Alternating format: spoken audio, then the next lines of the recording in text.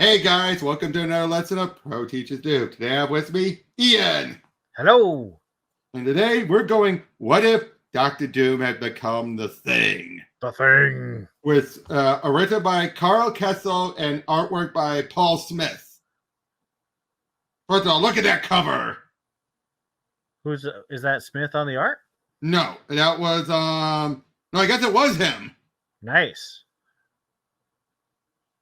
But yeah, and like I said, yeah, Carl Kessel. But basically, this is less about what if he became the Thing, and more about what if Victor listened to Reed that day. Like he never does. Yeah, well, this is the case where he actually pays attention. Like he tells about his notes and saying, like, I wasn't stealing them, Victor. They were laying on your desk, and you see there's a miscalculation in your third differential.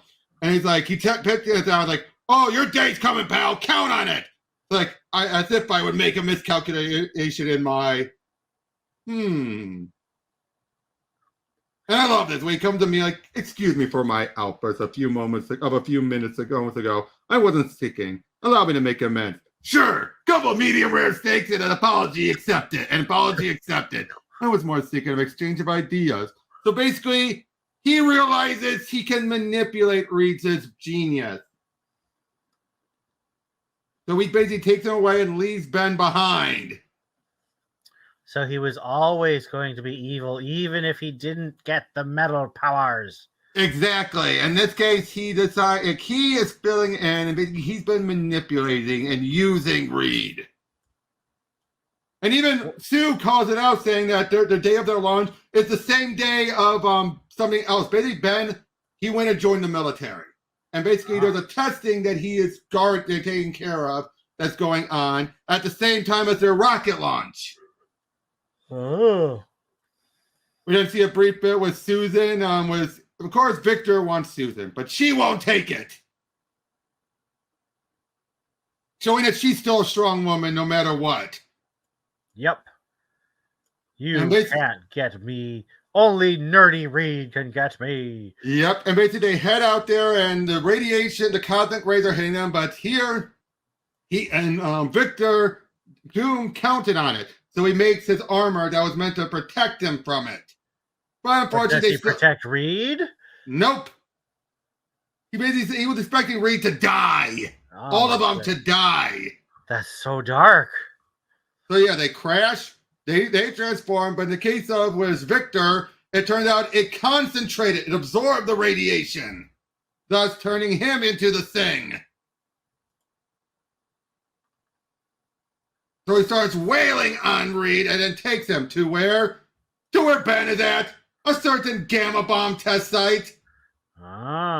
It turns out Ben had already found Rick ahead of time, and they took him off the base. So things seemed like they're going fine until Reed was dropped there. So, of course, Ben runs out there, tosses him in there, and he becomes the Hulk.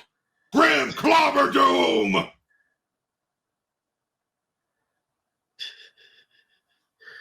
This is ridiculous, isn't it? I feel like this was just written to write a different version of Hulk versus Thing. Yep. I can strategize and assault from behind, strike where you're most vulnerable, attack you over and over again, enraging you until you strike out in blind fury, leaving yourself wide open for my killing blow, exactly as planned. You are outthought, outmaneuvered, and out of your league, Grim. From the very beginning, you were doomed. Maybe Doom not smart like he thinks. Maybe the madder Grim gets, the stronger Grim gets. No, Grim, crush, Ben, stop, don't. No, you should totally do it, Ben. Do it. But yeah, he stops them. They stop him. No, don't stop him. Kill him. Leading to a big fight. And then he calms it down and says, I turned my back on before, but not this time. I'm still your friend. I hope you're still mine. Now I love this. This is Kirby-like at its finest. Would you agree with that? Does he de-Hulk? Yeah. Reed. Man.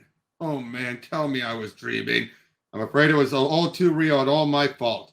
I promised you a cure. Of course, Doom got out of there. So basically, things aren't that much different. Yep. Just with a hulked out Doom, a singed out Doom, and a hulked out Ben. Yep. I gotta say, how does this? I think this plays out better than the Peter David one, the General Ross one, but nowhere near as good as the Spider-Man one. Yeah, it's there's some good thought there, but it does feel like, oh, this is what you were writing towards. I feel feeling that Paul Smith was just given the premise and just came with what he could and end up being as obvious as you could get. Sometimes you just gotta throw two large men together. Yep. You know what? I'm gonna combine this with another one because there's another one that has a very similar theme. Ah. Hold on.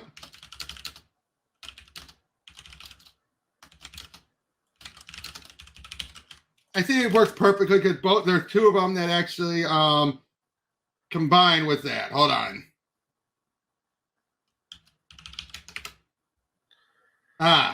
What if Demon in the Armor? Is this like a combination of Armor Wars and Demon in a Bottle? No. Oh, Tony Stark is Dr. Doom? Sort of.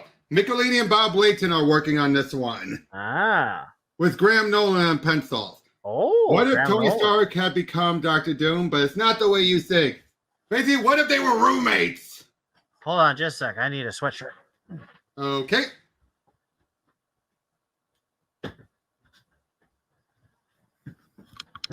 Okay. But like I said, this is what if they were roommates? Roommates?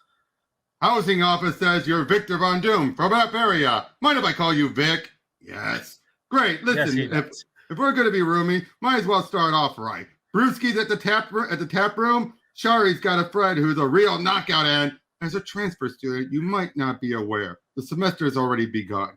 Your presence in this room will be tolerated only if your priorities are in order. Is that understood? Somebody leave a window open? Okay, Shari, guess we better make it tomorrow. After classes.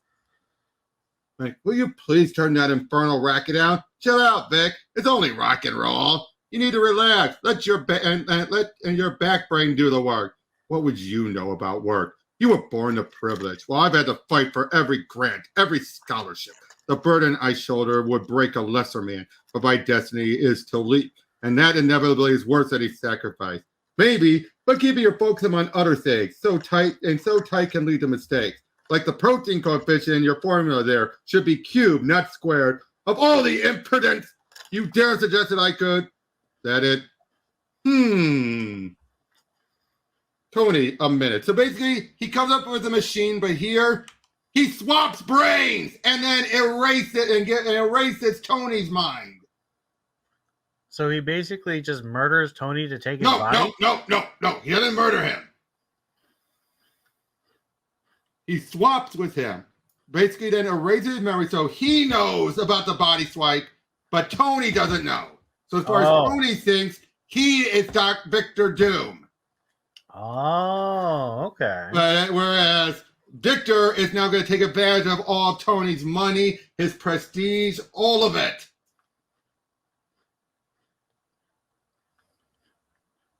And thus whereas now Stark is sent back to Tony is sent back to Latveria was nothing to his name after what happened here. Whereas Victor now feels like he has this position of power that he's always wanted. And we have a moment where, Tony falls into the bottle, but he starts building his way back up. Whereas Doom, anytime someone gets in his way, he kills them. He has them killed. Sounds about right. That's what he would keep on doing to the point where he makes the Stark name horrible. No one wants to associate. Whereas Victor builds him up, actually gains a doctorate. Forms Doom Industry, whereas Doom makes Stark Universal. Everyone's continuing to leave him, though. He then makes an Iron Man suit, whereas Tony is making a Dr. Doom suit, but it's meant for emergencies. Emergency protecting of people. It can actually go into a radiation situations. And thus it leads into Tony's coming in to attack. Why? Because Doom Industries is doing way better. Like Tony Stark. And Tony Stark, I didn't expect you should ever be so bold. Leading to a big fight between the two of them. He blows up Doom Industries building. And basically like, I have to do something. So he continues to put up a good fight with him. And he eventually realizes there's like he is going to, Doom eventually realizes he's losing. So he decides to tell him, you are Tony Stark. We swap brains and everything. But if you help me, if you let me go, I will put your body back. And of course, Tony's like, why should I want it back after everything you've done to the name? Exactly. And like, I am Victor Von Doom, and Dr. Doom is an honorable man. Okay, this is a case where Layton and McElhaney were given the premise and did something clever with it. Yep, I agree. That's funny. What did you see overall of this one? This one I feel like was the most original of the ones because it's really digging through things. It doesn't feel like it's trying to get to like a prepackaged set piece or something. It rivals the Spider-Man one. Yeah, definitely. And I like the fact that it's setting up a status quo where you could have more adventures, but it's still a satisfying ending. Yeah, and basically where Doom is the hero and Iron Man's the villain. Well, I mean, sort of. Like, the brain of Doom is still the villain. Right. But I'm saying, but when you look at Doom, the armor is going to be the hero. Right. Iron Man is never going to be considered a hero. Not after this. And the thing is, we've seen Tony, inverted in Superior Iron Man, so we didn't need to see him be evil. Right. Which I bet you is what they were expecting Layton and McElhaney to do, but they decided to invert it. And I gotta say, they're one of the creators who get Doom, who have never written Fantastic Four. Would you agree with that? I didn't know they'd never written Four. Yeah, they've never written Fantastic Four, but they have written Doom at least 3 times. The times because basically they realized Tony is more Doom's counterpart than even Reed is. Right, because Doom's an inventor. So is Reed, but it's also the businessman side. Right. And again, this whole idea of him offing everyone who gets in his way makes sense. Doesn't it? Mm-hmm. And what do you think about Doom's Iron Man design? I mean, I think it's a little convenient that it looks exactly like a different coloring. Right. Now I could now, and same with Tony coming up with a Doom armor. I wish they kind of had merged the 2 designs for both of them. Instead of just giving them their color palette. Right. Because the Dr. Doom one is clearly the Doom colors. Yeah. And the Doom one is clearly the Iron Man colors. Right. So I think it would have been cool if they'd done a little more design merge for both of them.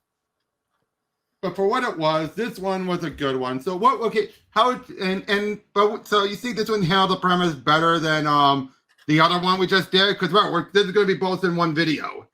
Yeah, definitely this one was better than the other one. Yeah, I felt... Partly because they got it was fun seeing the personalities pop out more. But the fact that either way, Doom still is a bad guy regardless. Like I say, here though, it also made more sense though. Doom looks at Tony as being this example of privilege, everything that he wasn't. Because Doom has always been pull himself up by his bootstraps. Kind of like Lex.